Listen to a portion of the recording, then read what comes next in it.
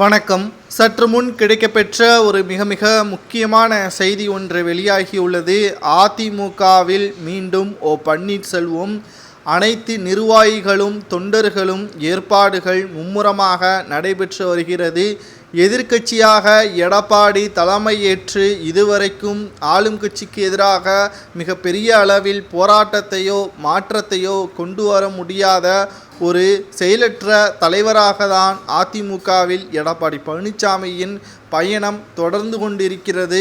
மீண்டும் மீண்டும் எடப்பாடி பழனிசாமியே தலைமை பொறுப்பு வகிக்க வைத்தால் அது 2026 சட்டமன்ற தேர்தலில் மிகப்பெரிய ஒரு பாதிப்பை ஏற்படுத்தும். நிச்சயமாக இது ஆளும் கட்சியான திமுகவிற்கு இரண்டாவது முறை ஒரு நல்ல வாய்ப்பாகவே அமையும்.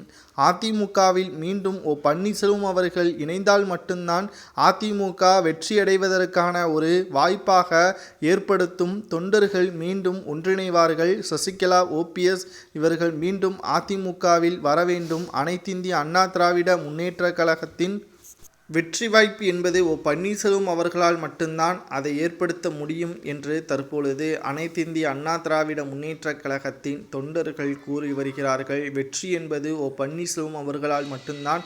அதிமுக என்பது 2026 சட்டமன்ற தேர்தலில் எடப்பாடி பழனிசாமி அவர்களால் 1% கூட வெற்றி வாய்ப்பை உருவாக்க முடியாது. தொண்டர்கள் அனைவரும் கடும் கோபத்தில் இருக்கிறார்கள். சசிகலாவையும் ஓபிஎஸ்ஐயும் சந்தித்து அதிமுக மீண்டும் எப்படி வெற்றி அடையலாம் என்பதை ஆலோசனை செய்து மீண்டும் அதிமுகவில் இணைவதற்கான வழியை மட்டும்தான் உருவாக்க வேண்டும். இனி இதுபோன்ற தவறுகளை எடப்பாடி பழனிசாமி அவர்கள் செய்யாமல் இருப்பதற்கான ஏற்பாடுகளையும் ஒரு பக்கம் அவர்கள் முடிவெடுக்க வேண்டும். அனைத்திந்திய அண்ணா திராவிட முன்னேற்ற கழகம் வெற்றியடைவதற்கு பல வழிகளை பன்னீர்செல்வம் அவர்கள் வைத்திருக்கிறார். ஆளும் கட்சியான திமுகவிற்கு எதிராக அதிமுக ஆட்சியின் பொழுது செய்த நலத்திட்ட உதவிகளை மக்கள் மத்தியில் கொண்டு செல்ல வேண்டும். தற்பொழுது தொண்டர்களை பார்த்தாலே எடப்பாடி பயந்து கொண்டிருக்கிறார். எப்படி எடப்பாடி பழனிசாமி அவர்கள் தொண்டர்களை சந்தித்து அதிமுகவிற்கு வாக்குகளை தாருங்கள் என்று கூற முடியும்? எடப்பாடி பழனிசாமி அவர்கள் அதிமுகவில் மோசமான செயலற்ற தலைவராகத்தான் தற்பொழுது வரை அவரது பதவியை நாங்கள் பார்க்கிறோம் என்று அதிமுகவின் தொண்டர்கள் கடும் கோபத்தில் கூறி வருகிறார்கள்.